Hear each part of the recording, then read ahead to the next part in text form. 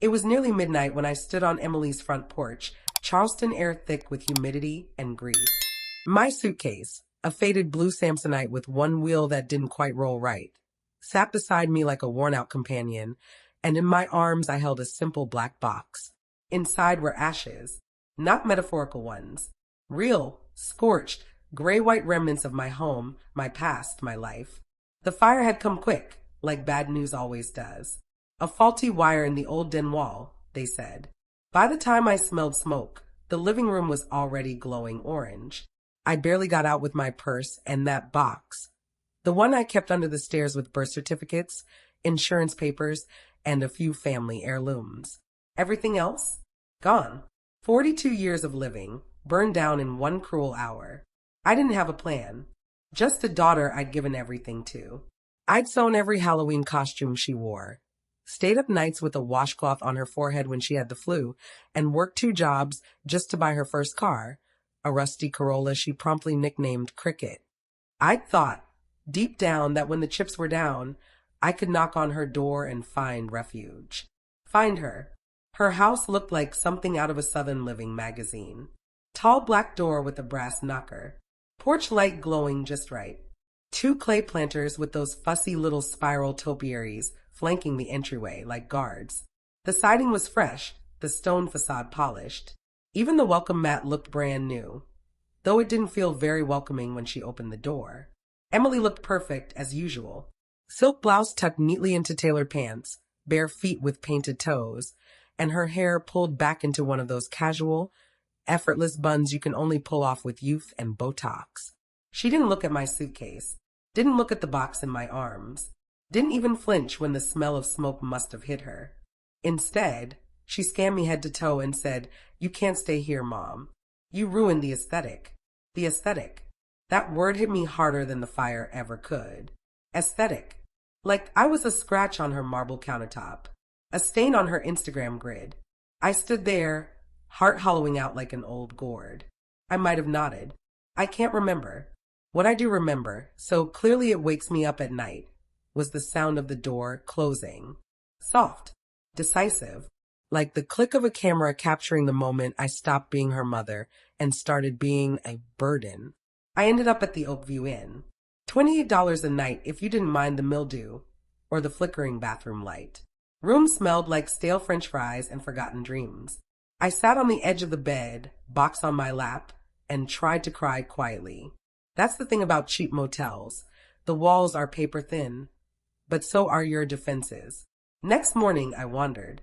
I didn't know where I was going, only that I couldn't sit in that room another second. My feet led me back to Oakwood Terrace. Funny, isn't it? How grief guides you home. That's where I saw Velma, on her porch in the same sagging rocking chair from 1993, shelling peas into a big aluminum bowl like it was still summer break and our girls were playing hopscotch in the driveway.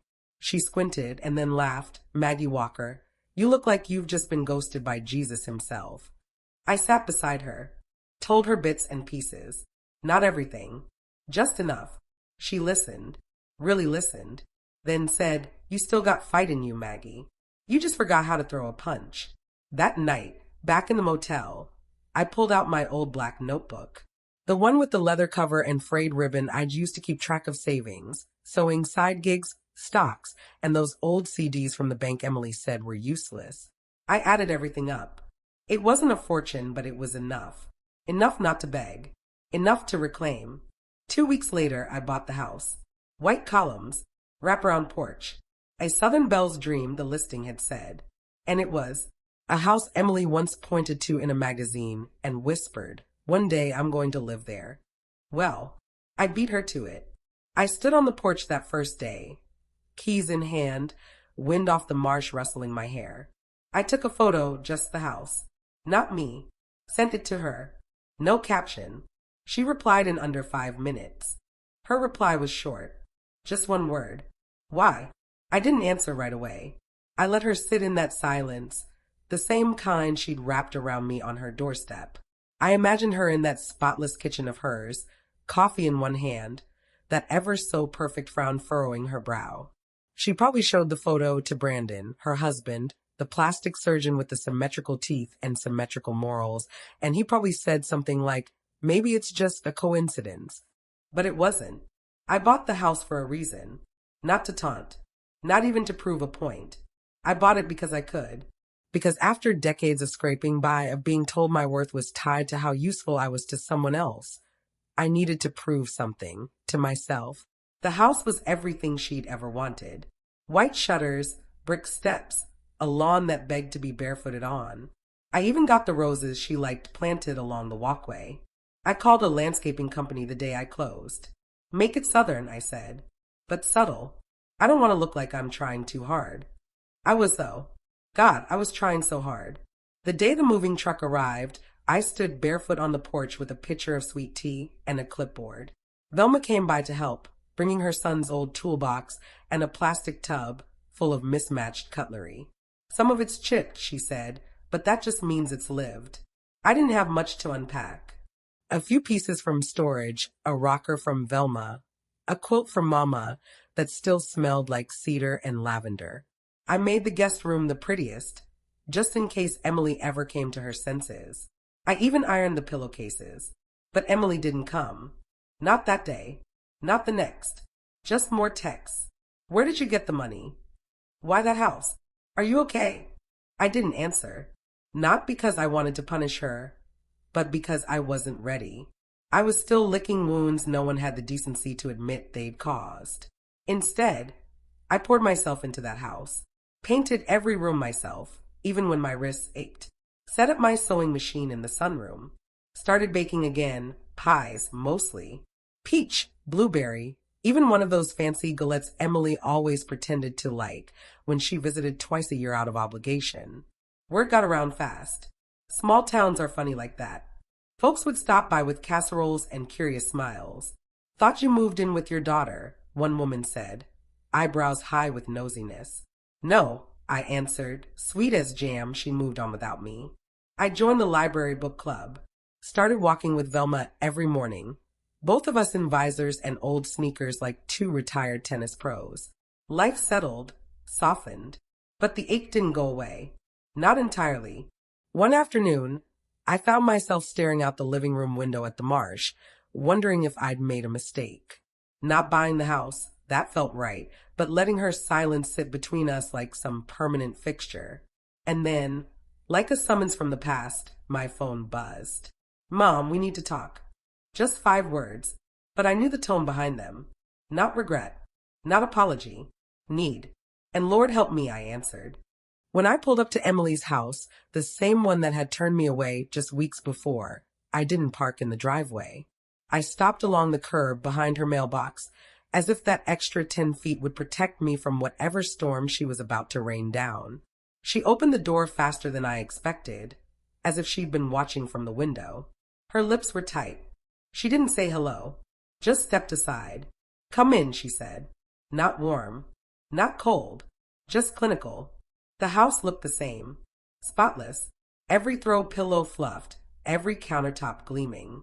She had one of those scented diffusers puffing out lavender or something expensive and artificial. It smelled like a spa, or maybe a funeral home.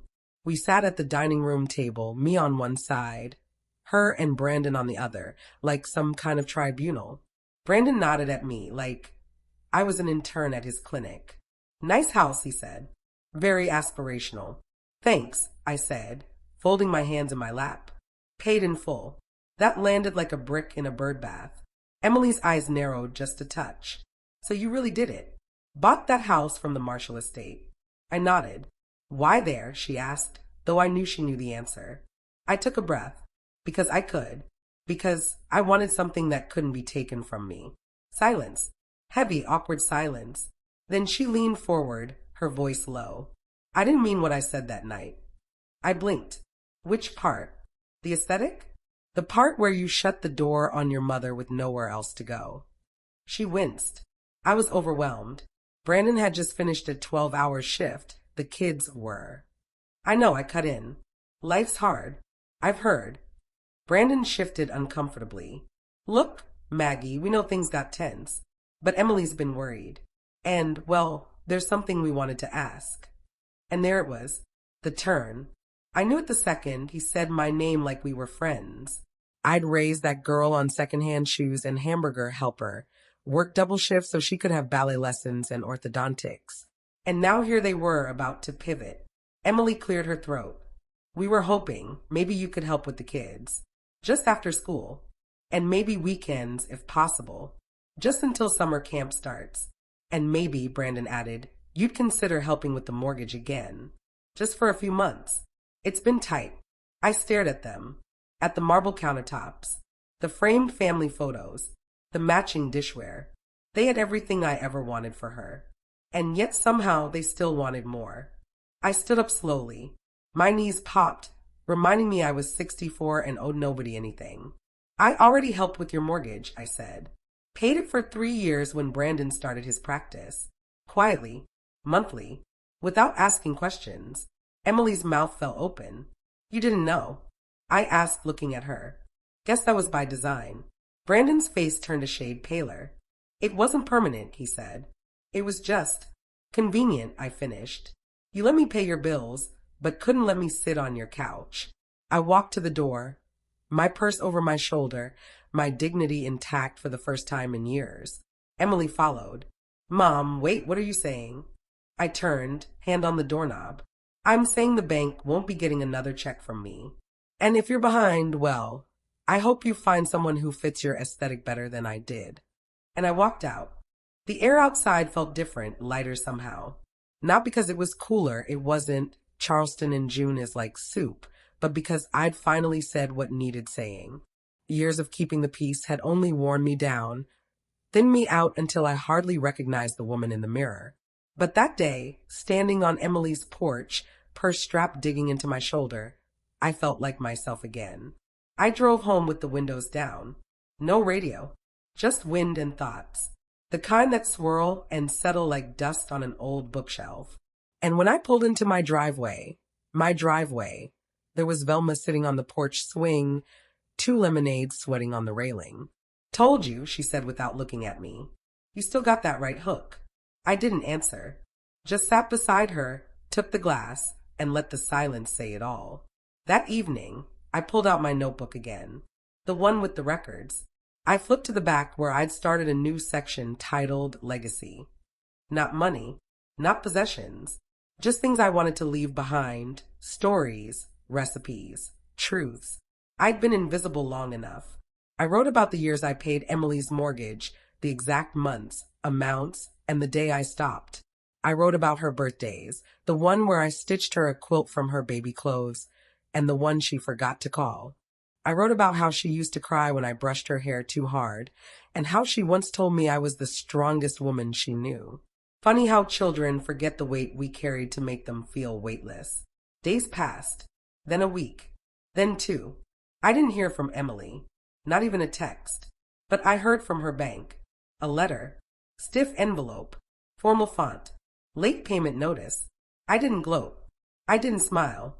I just folded it up and tucked it between the pages of my notebook. Let the record show I gave what I could. I showed up when it mattered. And when I was no longer needed, I stepped back, but not down. That night, I made a peach pie. My crust, the flaky kind that takes 2 hours and an attitude to get right. I left it on the windowsill to cool. And when the neighborhood kids walked by, I waved them over. You like pie? I asked. Their eyes lit up. It felt good. Giving with no strings. No disappointment waiting on the other end. Just sweet, simple kindness. Later, I sat on the porch with a slice of that pie and a glass of sweet tea, the sun dipping low behind the marsh. Maybe Emily would come around. Maybe she wouldn't. But either way, I wasn't going back. The storm came in the middle of the night, not from the sky, but from my daughter. My phone rang at 2:17 a.m. Her name lit up across the screen. And for a split second, panic shot through me. I imagined a car crash, a hospital bed, some desperate emergency that made her reach for me again. But when I answered, it wasn't desperation I heard. It was fury. You embarrass me, she hissed, her voice barely above a whisper, like Brandon might hear her from down the hall. You made us look ridiculous. Do you know what it's like to explain to your husband that his accounts were never supported by his own mother-in-law? I sat up in bed, the sheets tangled around my legs. You made yourselves look ridiculous, I said calmly. I just stopped pretending I was invisible. You didn't have to cut us off, she snapped. You could have talked to me first. Oh, like you talked to me on your doorstep? I let the silence hang, thick and sharp. Like you consider my dignity before treating me like clutter? She didn't answer right away. And when she did, her voice cracked. I didn't know you felt that way. You never asked. That was the last thing I said before hanging up. I stared at the ceiling for a long time after that. Not crying, just listening.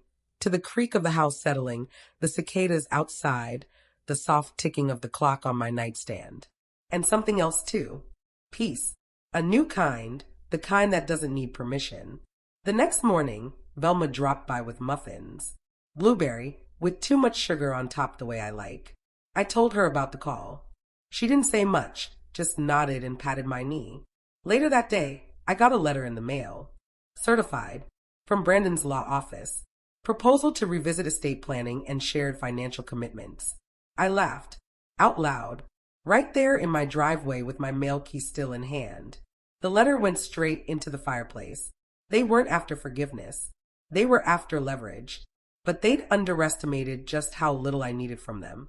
The rest of the week, I spent pruning the rose bushes and sewing a new set of curtains for the kitchen. I signed up for a watercolor class at the community center and bought myself a little radio for the porch. One afternoon, as I was thumbing through seed catalogs, a young woman walked up the drive. Early 30s, nervous smile, clipboard in hand. Mrs. Walker? My name's Kim. I'm with Charleston Family Features. We heard about your house story. The one you bought outright?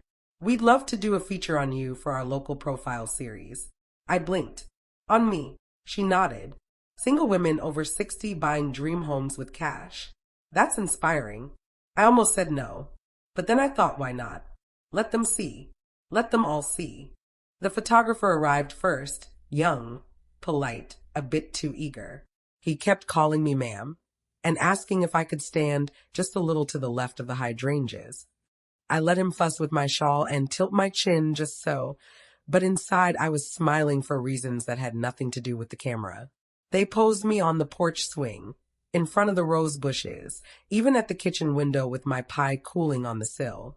I didn't tell them the recipe was passed down from my grandmother, or that the tablecloth was stitched by hand when Emily was 5 and had the flu. They didn't need the whole story, not yet. The reporter was named Talia. She wore bright earrings and asked thoughtful questions, not just about the house, but about my life. What made you choose this place? She asked as we sat in the sunroom, light streaming through the gauzy curtains I'd sewn myself. I paused, sipped my tea, because I needed something that was mine, I said slowly. Something no one could take away. Not family, not fire, not time. She scribbled furiously, then looked up. Do you talk to your daughter often? I didn't flinch. Not as often as I used to. But sometimes love means stepping back. She nodded like she understood, though I suspected she didn't, not really. You can't know what it means to be erased until it happens slowly, over years, like a photo left in the sun. The article came out the next week. Full color. The Magnolia Miracle. How a retired seamstress built her dream without asking permission. That's what they called me. A miracle. Funny how the same woman who once folded laundry in the shadows now had her face on the front page of the Charleston Sunday Gazette. Velma clipped the article and framed it. Told you, she said, placing it on the mantel like a trophy. There's life after motherhood. You just have to fight for it. I received letters, emails, even a few knocks on the door. Women I'd never met thanking me for speaking out, telling me they'd been made to feel small, too. One even left a bouquet with a note, for the woman who reminded me I'm still here. I cried that day, not out of sadness, but recognition. It had been so long since I'd felt seen. Emily didn't reach out, not even a text. But 3 days after the article ran, a car slowed down in front of my house. Her car. She didn't get out, just sat there, engine running, watching. I didn't wave, didn't move. I just let her look. She pulled away after a minute, and for the first time, I didn't ache when she left. Because this home, this life, this new chapter, it was mine. It happened on a Tuesday. I was in the backyard thinning out the tomato plants, dirt under my nails, and a smear of sunscreen across my cheek when I heard the gate creak open. I stood, wiping my hands on my apron. There she was, Emily. She looked smaller than I remembered. Not physically, just deflated. Like someone had let the air out of her carefully curated life. Her makeup was barely touched, her ponytail crooked. I didn't say anything at first, just waited. I saw the article, she said finally, eyes flicking to the tomato vines. The photos were beautiful. I nodded. The garden's finally coming in. Pepper's next week. She stepped forward, then stopped. Can we talk? I gestured to the porch swing. If you're willing to sit still. She sat, legs crossed, hands folded in her lap like she was back in church. I poured us lemonade from the pitcher I'd just brought out, mint sprigs floating lazily at the top. We sat in silence for a while, the kind that feels more like a bridge than a wall. I didn't know, she said quietly, about the mortgage, about everything. You didn't ask, I said, not unkindly. She nodded, tears gathering but not falling. I thought I was protecting my life, my image. I didn't realize I was erasing yours. That sentence, that one, it cracked something open in me. Not the hurt. I'd already walked through that fire. But the piece of me that still longed for her to see me. I never wanted anything from you, I said softly. Just space. A little room to exist. To matter. I know, she whispered. I see it now. We sat there, rocking slowly, the wood groaning beneath us. She reached over and touched my hand, tentative, unsure. I'm sorry, she said. Truly. I nodded. That was enough. For now. She looked around. This place is beautiful. It's mine, I said. Every inch of it. And for the first time in a long while, she smiled, not the polished, social smile she wore like lipstick, but the crooked one she used to give me when she came home with a scraped knee and needed a Band-Aid and a hug. I'm glad, she said. We didn't hug. We didn't cry. But when she left, she kissed my cheek. And that was a beginning. Not a full mending, but a start. After she left, I sat on the porch swing long into dusk, letting the quiet stretch around me. The wind carried that late summer hum, the buzz of cicadas, the rustle of marsh grass, the occasional laughter from a neighbor's backyard. Everything felt softer somehow, like the world had taken a deep breath with me. Emily's visit hadn't fixed things, but it cracked open the door we'd both been pretending was locked. And in that sliver of space, something tentative took root. She started texting, just small things, pictures of the kids, questions about recipes. I thought she'd long forgotten. What's your trick for flaky biscuits? Did you use nutmeg in your peach pie? It wasn't an apology. It was a reaching out. And I reached back. I invited her and the kids for lunch one Sunday. I kept it simple. Fried chicken, green beans, cornbread. Nothing fancy. No candles. No matching napkins. Just food and space and a little grace. They came. Emily. Her two boys, taller than I remembered, and not a single trace of Brandon. I didn't ask. She didn't explain. The boys ran through the house like they'd lived there forever, their laughter bouncing off the walls I'd painted myself. I let them pick tomatoes from the garden and eat them straight off the vine, juice running down their chins. Emily watched from the porch, quiet, maybe remembering a time when she did the same. Over coffee, she said, I didn't realize how much I missed this. You. I nodded. Sometimes we forget what love feels like when we've been calling obligation by its name for too long. Her eyes filled again. She didn't wipe them away. After they left, I sat in the kitchen, the chairs still warm, the sink full of plates. And I felt full. Not in the way casseroles fill you, but in the way purpose does. I'd fed them, not just with food, but with forgiveness. The next day, I found an envelope in my mailbox. Inside was a card. Simple. Blank except for a single sentence in her handwriting. Thank you for never disappearing, even when I tried to erase you. I pressed the card to my chest, tears slipping silently down my cheeks. I wasn't anyone's burden anymore. I was the root, and I had bloomed again. I started walking again. Not for health, though my knees thanked me, but for peace. Every morning after breakfast, I'd lace up my old sneakers, grab my woven tote, and head toward Wren Park. It was a small slice of green tucked behind the library, with a fountain shaped like a heron and benches that never sat quite level. One bench in particular, under a magnolia tree that bloomed like it had something to prove, became mine. That's where I went with my thoughts, my memories, my regrets, and my growing sense of clarity. That bench heard everything. It heard about the years I spent scrubbing baseboards while Emily slept in satin pajamas. It heard about the thankless casseroles I delivered during flu seasons and the holidays I spent alone, so she wouldn't have to adjust her schedule. It heard about the silent ache of motherhood, the kind that lingers even when your hands are empty. And one morning it heard me laugh. Not politely, not softly, loud, belly-shaking laughter. Because I realized I wasn't angry anymore. I wasn't waiting for an apology that might never come. I wasn't yearning for old versions of love that never fit quite right. I wasn't hoping to be someone's second chance. I had become my own. Word about the article kept spreading. A local woman stopped me at the farmer's market. "Are you the lady with the porch roses?" she asked Ice Bright. I clipped that article and put it on my fridge. My daughter read it 3 times. I smiled. "It's just a house," I said. "No," she said. "It's a reminder." That week, I received a letter. Handwritten. No return address. "Dear Maggie, I don't know you, but I feel like I do. I read your story and saw my own mother in your strength. I haven't spoken to her in 3 years. I'm writing her next. Thank you for reminding me that it's not too late." I cried then, quietly, in my sunroom, with the light coming in just right. Because the truth is, I hadn't set out to be a symbol. I'd just been trying to survive. But maybe surviving with your head held high is exactly what makes you one. I hadn't hosted a party in over a decade. Not since Emily's baby shower, back when she still looked to me for guidance instead of rolling her eyes at my every suggestion. But that summer, something in me wanted to celebrate, not a birthday, not a holiday, just life. My life, the one I had stitched together with stubbornness and grace. I started planning in my notebook, the same one where I kept my savings records and sewing patterns. I drew out the layout of my backyard.